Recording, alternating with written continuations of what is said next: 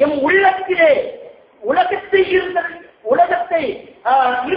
ஈர்த்தெடுக்கக்கூடிய ஒரு காந்த சக்தி இருக்கின்றது. அதுதான் ஹராமான உணவு காந்த சக்தியாக என் உள்ளத்திலே ஊடுருவி உலகத்தை இந்நேரமும் இருந்து கொண்டே இருக்கின்றது. எனவே நோன்பு பிடிப்பதன் மூலமாக அல்லாஹ் எமக்கு தந்திருக்கக்கூடிய பெரும் ஒரு நிகழ்ச்சில் ஹராமான உணவுகள் என் உடம்பை விட்டு கரைந்து போகின்றது. சுவர்க்கத்தை நாமே தீர்மானிக்கின்றோம்.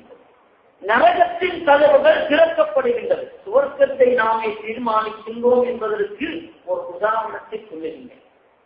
ரமலான் அல்லாத 11 மாதங்களில் பள்ளிவாசலுக்கு சென்றால் அங்கே ஜமாஅத்தாக வரக்கூடியவர்களுடைய எண்ணிக்கை உங்களுக்கு தெரிந்திருக்கும். எத்தனை தப்பு வருகின்றது. ரமலான் மாதம் வந்துவிட்டால் அந்த ஒரு தப்பு எத்தனை மடங்காக அதிகரிக்கின்றது. எனவே சுவர்க்கத்தின் கதவுகள் திறக்கப்படுகின்றது என்றால் சுவர்க்கத்தின் கதவுகளை தட்டி திறப்பதற்காக எல்லா மக்களும் முன்வருகின்றார்கள்.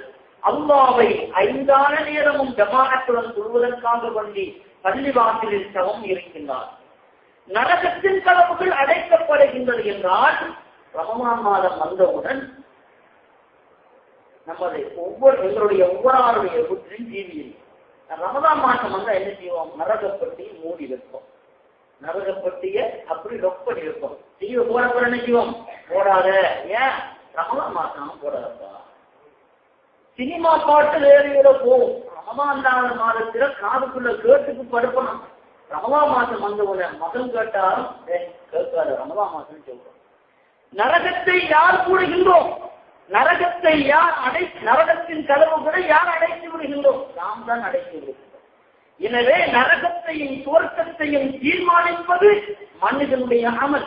அல்லாஹ்வுடைய நாட்டம் முதன்மையாக இருந்தாலும் நாம் செய்யக்கூடிய அமலை பொறுத்து அல்லாஹ் எங்களுக்கு அதை தீர்மானித்து தருகின்றான். அல்லாஹ்வுடைய மகத்தான பதுல் உபகாரத்தின் மூலமாக நாம் எல்லோரும் சுவர்க்கவாதிகள் ஈமானுடன் மரணித்தான் என்பது சந்தேகம் கிடையாது. மூன்றாவதாக ஷைத்தானுக்கு விலங்கு போடப்படுகின்றது. ஷைத்தானுக்கு விலங்கு போடப்படுகின்றது. ஷைத்தானுக்கு எந்த ஊர்ல விலங்கு போடப்பட்டு இவ்வளவு வருஷமா 15-20 வருஷமா நாம் பிடிக்கணும். ஷைத்தானுக்கு விலங்கு போடப்படுகிறது. நம்மளும் கேட்கும் எந்த ஊர்ல விலங்கு போடப்பட்டிருக்கு? ஷைத்தான் எங்க இருக்கா? ஷைத்தானுக்கு எங்க விலங்கு போடப்பட்டிருக்கு? அக்கறைப்பட்டு செய்யலையா? அல்லது கொடுமை மருந்தான செய்யலையா? அப்படி விலங்கு போடப்பட்டிருந்தா நம்ம சும்மா இருப்போமா?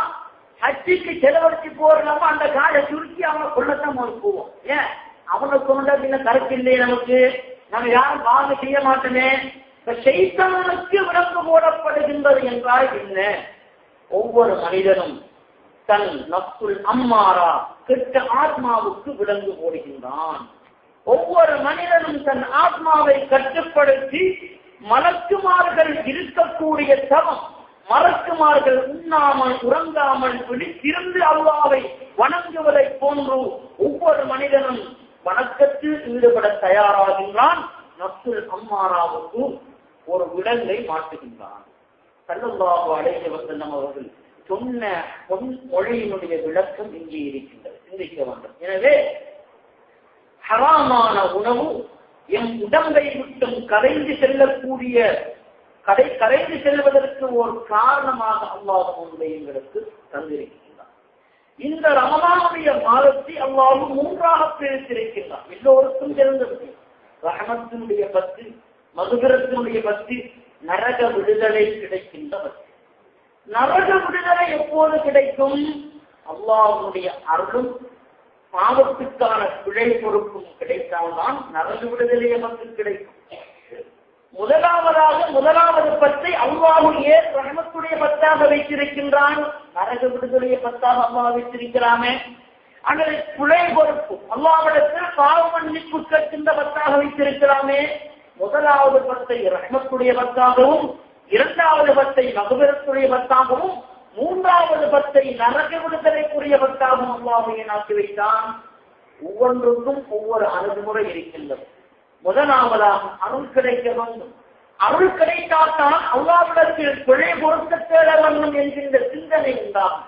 பிழை பொறுக்க தேட வேண்டும் என்ற சிந்தனை உண்டானதற்கு பிறகு அல்லாஹ்விடத்தில் தௌபா செய்தால் நரக விடுதலை தானாக எங்களுக்கு கிடைத்துவிடும். இதனால் தான் 3 பத்துகளை 3ஆக அல்லாஹ் எங்களுக்கு பிரித்து தந்திருக்கின்றார். தௌபா என்கின்ற மிக பெரும் ஒரு மாமருந்து ரமலானுடைய மாதத்தில் மட்டுமல்ல, ஒவ்வொரு மாதமும் நாம் செய்ய வேண்டும். ஏன் காரணம்? நாம் ஒவ்வொரு நாளும் தவறு செய்ய வேண்டும். தவறு செய்யாத பாவம் செய்யாத ஒரு நாளே கிடையாது. ஒரு பெரியார் சிந்திக்கின்றார் தன் வாழ்நாள் 50 வருடங்கள் உலகத்திலே அவர்கள் வாழ்ந்திருக்கின்றார்கள். 50 வருடங்களை அவர் நாட்களாக இருக்கின்றார். ஆயிரக்கணக்கான நாட்கள் வருகின்றன. சிந்திக்கின்றார், ஒரு நாளில் நாம் ஒரு பாவம் செய்திருந்தாலும் ஆயிரக்கணக்கான பாவங்கள் செய்த பாவியாக இருந்தேனே, ஆயிரக்கணக்கான பாவம் செய்த இந்த பாவிக்கு அல்லாஹ்விடத்திலே ஏதாவது அருள் கிடைக்குமா, அல்லாஹ்வுடைய அருள்வாயலை என்னால் தட்ட முடியுமா என்று சிந்தித்துவிட்டு தான் செய்த பாவங்களுக்காக அல்லாஹ்விடத்திலே பிழை பொறுத்து வருகின்றார். ஒரு மனிதனுக்கு நரை முடி ஏற்படுகின்றது என்றால், அல்லது தன்னாடுகின்ற முதுமை வயோதிகம் அவனுக்கு ஏற்படுகின்றது என்றால், தீராத நோய் அவனை பிடித்து விட்டது என்றால் நாம் விளங்கிக் கொள்ள வேண்டும், மரணம் என்னை நெருங்கிவிட்டது. நரைமுடி என்பது அஸ்ராயில் அலைஹிஸ்ஸலாம் அவர்கள் அனுப்புகின்ற ஒரு தூது. தள்ளாடுகின்ற வயது என்பது அஸ்ராயில் அலைஹிஸ்ஸலாம் அவர்கள் அனுப்புகின்ற ஒரு தூது. தீராத நோய் யாருக்கு இல்லை? ரோஸ் இல்லையா, பிரஷர் இல்லையா, சுகர் இல்லையா, ஹார்ட் இல்லையா, யாருக்கு இல்லாம இருக்கு? சின்ன பையன் எடுத்தாலும் சுகர் இருக்கான். அப்ப நோயினால் தீராத வயது தீரவே மாட்டாது. ஏன்? நம்மகிட்ட கொண்டோல் இல்லை. எல்லா சுகர் நமக்கு இருக்கும், ஆனா இனிப்புதான் கூட செல்வம். தீராத நோயினால் பாதிக்கப்படுவது அஸ்ராயில் அலைஹிஸ்ஸலாம் அவர்கள் மரணத்துக்கு முன்னால் அனுப்பக்கூடிய ஒரு தூது. விளங்க வேண்டும், உனக்கு மரணம் நெருங்கிவிட்டது. மரணம் நெருங்கினால் நீ என்ன செய்ய வேண்டும்? அல்லாஹ்விடத்தில் தௌபா செய்ய வேண்டும். அல்லாஹ்விடத்தில் தௌபா செய்ய வேண்டுமாக இருந்தால் உனக்கு மரணத்தை பற்றிய எண்ணம் வர வேண்டும். மரணத்தை பற்றிய எண்ணம் உன் உள்ளத்தில் வராத வரைக்கும் நீ தௌபா செய்யவும் மாட்டாய். நீ செய்த பாவங்களை நினைத்து அல்லாஹ்வின் முன்னிலையில் மண்டையிட்டு மன்றாடவும் மாட்டாய். வாழ்ந்து கொண்டே இருப்பாய். பாவத்தை மேலும் மேலும் செய்து கொண்டே இருப்பாய். அல்லாஹ்வுடைய ஒரு இறை தனக்கு மரணத்துடைய சிந்தனை வர வேண்டும் என்பதற்காக தான் உறங்கக்கூடிய அறையில் ஒரு கபரை வெட்டுவார். ஒரு கபரை வெட்டி அவர்கள் மெத்தையிலோ கட்டிலோ தூங்க மாட்டார்கள், கபருக்குள்ளே தூங்குவார். ஏன்? மரணத்துடைய எண்ணம் என் உள்ளத்திலே வர வேண்டும், மரணத்துடைய எண்ணம் எனக்கு வர வேண்டும் என்பதற்காக வேண்டி கபரை தன் வீட்டின் உள்ளிலே தோன்றி அதற்குள் உறங்கி எத்தனையோ வழிமாறுகளுடைய சரித்திரங்கள் வரலாறுகளில் பதியப்படுகின்றன. எனவே தௌபா என்கின்ற மாமருந்து எம் அனைவர்களுக்கும் அல்லாஹ்வினால் அருளாக கொடுக்கப்பட்டிருக்கின்றது. இந்த தௌபாவுடைய கதவு திறக்கப்பட்ட சம்பவம் உங்களுக்கு தெரியுமா? தௌபா எப்ப நமக்கு அல்லாஹ்வினால் வழங்கப்பட்டது? இங்க எப்ப என்ன பாவம் செஞ்சாலும் அந்த பாவத்துக்கு தௌபா இருக்கு அல்லாஹ்வினால் எப்ப லைசன்ஸ் கொடுக்கப்பட்டுச்சு? ஸல்லல்லாஹு அலைஹி வஸல்லம் அவர்களிடத்தில் குறைஷிகள் வருகின்றார்கள். யார் சொல்லலாம், இஸ்லாத்தை நாங்கள் ஏற்பதற்கு தயாராக இருக்கின்றோம், எந்த கடன்களும் கிடையாது. ஆனால் இதோ இருக்கக்கூடிய சபா மலையை தங்கமாக மாற்றி தர வேண்டும். என்ன கண்டிஷன்? சபா மலையை தங்கமாக மாற்றணும். ஸல்லல்லாஹு அலைஹி வஸல்லம் அவர்கள் மிக பெரும் பேராட்சி கொண்டிருந்தார்கள். எதிலே? பணத்திலா? இல்லை.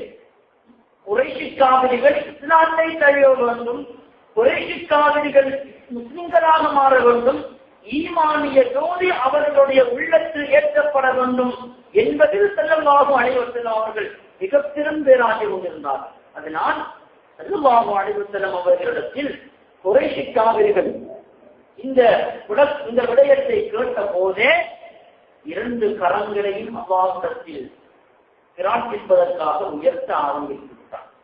உடனே ஜிப்ரீல் அலைஹிஸ்ஸலாம் அவர்கள் வானலோகத்தில் இருந்து இறங்கி வருகிறார்கள். யா ரசூலல்லாஹ் இன்னல்லாஹ யுக்ரி